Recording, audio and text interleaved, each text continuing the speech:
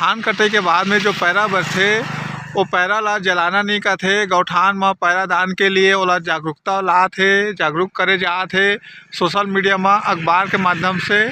लेकिन ये बमहिंडी के बाद में जो पोड़ी शंकर के जो खेत हवा वो दिशा में आप मन देख सकत हवा सरकार के नियम के कौन तरह से धज्जियाँ उड़ाए जाते थे।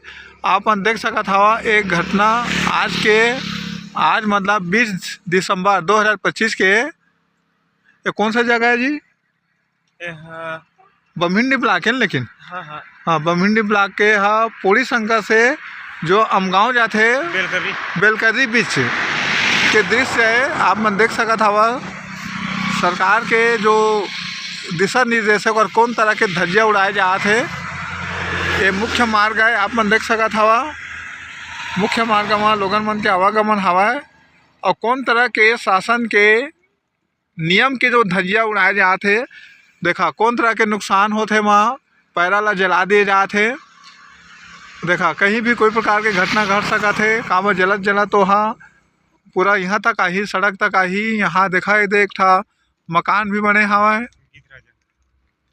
तो एवं कोई प्रकार के घटना तो होबेच कर ही। आग जब जलत यहाँ पैरा ला आई था और सरकार नियम कानून बनाते है कि पैरा दान करना है। आप मन वीडियो के बारे में कमेंट कर जरूर बताओ। ये ले अंतिम दृश्य देख सका था कतना तार ये पैरा हा जलत है खेत में जो रखे गए है ते हा।